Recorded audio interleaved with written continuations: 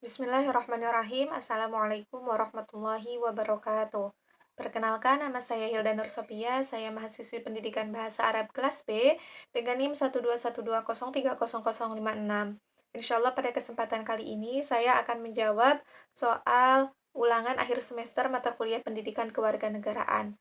Jumlah seluruhnya ada 4 soal. Nah, pertanyaan pertama, bila kita berbicara tentang HAM di Indonesia, maka akan berkaitan dengan nilai-nilai yang terkandung dalam budaya, bangsa, dan agama Islam khususnya. Nah, terkadang bisa dikatakan sejalan atau selaras, namun bisa juga bertentangan. Nah, pertanyaannya, di mana letak keselarasan dan pertentangan antara HAM dan agama? Coba jelaskan dengan singkat dan berikan contohnya. Nah, adapun jawabannya, keselarasan antara HAM dan agama salah satunya terletak pada tujuan HAM dan agama Islam sendiri, atau dalam istilah agama seringkali disebut dengan maqasidus syariah, yaitu tujuan syariah. Maqasidus syariah ini ada untuk mewujudkan kemaslahatan umat manusia dengan cara melindungi, mewujudkan, dan memenuhi hal-hal yang menjadi keniscayaan dan kebutuhan mereka. Nah, adapun teori maqasidus syariah ini mencakup perlindungan terhadap 5 hal, yakni yang pertama, perlindungan terhadap agama atau hifdzuddin, yang berarti memiliki hak untuk beragama. Yang kedua, perlindungan terhadap jiwa, yaitu hifdzun nafsi, yang berarti memiliki hak untuk hidup dan memperoleh keamanan. Yang ketiga, yaitu perlindungan terhadap akal, hifdzul akli, yang berarti memiliki hak untuk memperoleh pendidikan. Yang keempat, ada perlindungan terhadap harta, yaitu hifdzul mal, yang berarti memiliki hak untuk memiliki harta, bekerja, dan hidup layak. Yang kelima, ada perlindungan terhadap keturunan, hifdzun nasbi, yang berarti memiliki hak untuk melakukan pernikahan dan mendapatkan keturunan. Nah, bahkan sebagian ulama ada yang menyebutkan terdapat perlindungan terhadap kehormatan, yang berarti memiliki hak untuk memiliki harga diri dan menjaga kehormatan dirinya. Nah, hal ini selaras dengan tujuan HAM, yaitu melindungi hak-hak manusia.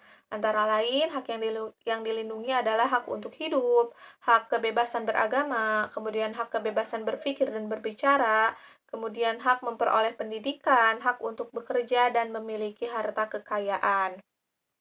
Nah, contohnya adalah dalam HAM ini seseorang memiliki hak kebebasan beragama. Begitupun dalam agama Islam dijelaskan tentang hak tersebut. Salah satunya dalam Quran Surat Al-Baqarah ayat 256 yang artinya, tidak ada paksaan dalam menganut agama Islam. Sesungguhnya telah jelas antara jalan yang benar dengan jalan yang salah. Nah, sedangkan untuk pertentangan HAM dan agama, salah satunya terletak pada batas kebebasan dan persamaan manusia. Dalam HAM, semua orang dilahirkan merdeka dan mempunyai martabat dan hak yang sama. Akan tetapi, dalam Islam terdapat batasan-batasan yang lebih besar mengenai hal ini. Contohnya, dalam konteks kesetaraan atau kedudukan antara wanita dan pria. Salah satu kasusnya adalah dalam hukum mawaris, hukum waris. Seorang laki-laki akan mendapatkan bagian lebih besar dibanding perempuan. Nah, untuk pertanyaan kedua, yaitu demokrasi diartikan sebagai kekuasaan negara yang dijalankan oleh 3 lembaga berbeda, yaitu lembaga legislatif, eksekutif, dan juga yudikatif. Masing-masing institusi tersebut harus berdiri secara independen, tanpa dipengaruhi institusi lain sehingga tidak mengganggu kinerjanya. Kemudian jelaskan bagaimana relasi di antara 3 lembaga ini dalam mencapai tujuan nasional. Adapun jawabannya itu, tujuan suatu negara bisa tercapai ketika semua elemen atau sistem yang ada pada negara itu berjalan dan berfungsi dengan baik sebagaimana mestinya. Maka ketika ada satu saja yang bermasalah, hal itu akan berpengaruh terhadap yang lainnya. Nah, begitupun pada 3 lembaga ini, lembaga legislatif, eksekutif, maupun yudikatif, memiliki relasi atau berhubungan satu sama lainnya dalam mencapai tujuan nasional. Lembaga legislatif sendiri adalah mereka yang memiliki tugas dan wewenang untuk membuat atau merumuskan undang-undang. Sedangkan lembaga eksekutif adalah lembaga yang bertugas untuk melaksanakan dan menjalankan undang-undang yang telah dibuat oleh lembaga legislatif, serta menjalankan roda pemerintahan. Kemudian, lembaga yudikatif adalah lembaga yang bertugas untuk mengawasi undang-undang dasar dan hukum yang berlaku, sehingga Nah, dari tiga pengertian tadi bisa kita ketahui nih bahwa tiga lembaga itu memiliki keterkaitan satu sama lainnya.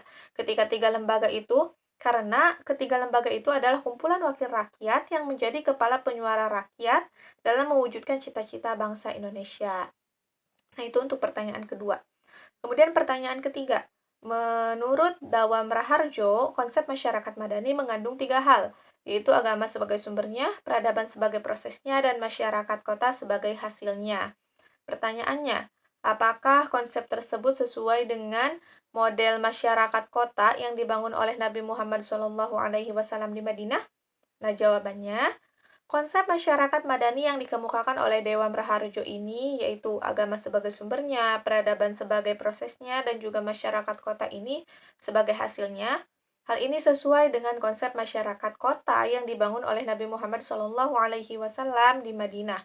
Hal itu bisa dilihat dari proses pembentukan masyarakat kota pada saat itu oleh Nabi Muhammad. Nabi Muhammad senantiasa mengajak kaumnya saat itu untuk beriman kepada Allah dan juga menjalankan roda kehidupannya sesuai dengan syariat yang telah ditentukan oleh agama Allah, dalam agama Allah yaitu agama Islam. Kemudian, segala sesuatu yang dilakukan Nabi Muhammad SAW ini dalam membentuk masyarakatnya tidak pernah terlepas ataupun bertentangan dengan agama, karena beliau senantiasa menjadikan agama sebagai sumbernya.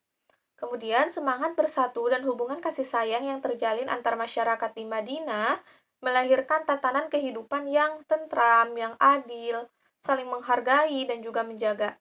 Sehingga kesejahteraan lahir dan batin berhasil mereka raih.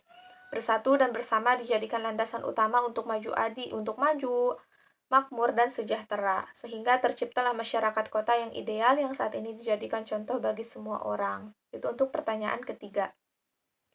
Kemudian pertanyaan keempat, radikalisme yang terjadi di Indonesia harus diposisikan sebagai persoalan serius yang perlu segera untuk ditangani, karena bertentangan dengan prinsip-prinsip demokrasi dan nilai-nilai yang terkandung dalam Pancasila, sehingga mengancam keutuhan NKRI. Pertanyaannya, bagaimana upaya efektif mitigasi radikalisme kepada para pemuda? Nah, adapun jawabannya, upaya yang bisa dilakukan untuk mencegah radikalisme kepada para pemuda diantaranya, yang pertama, bisa mengadakan sosialisasi mengenai paham radikalisme yang tidak boleh ditanamkan dalam diri. Yang kedua, memperkenalkan dan memahamkan ilmu pengetahuan dengan baik dan benar.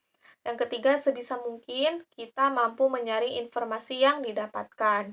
Yang keempat, mensosialisasikan ajaran-ajaran agama seperti sopan santun, saling menghargai, saling menghormati, damai, dan memiliki rasa cinta tanah air dan bela negara. Yang terakhir, yang kelima, bisa membentuk tim cyber anti radikalisme. Nah, mungkin cukup sekian jawaban dari soal UAS mata kuliah Pendidikan Kewarganegaraan yang bisa saya sampaikan. Kurang lebihnya mohon maaf. Apabila ada kekeliruan, mohon dimaafkan. Hasbunallah wa ni'mal wakil. Wassalamualaikum warahmatullahi wabarakatuh.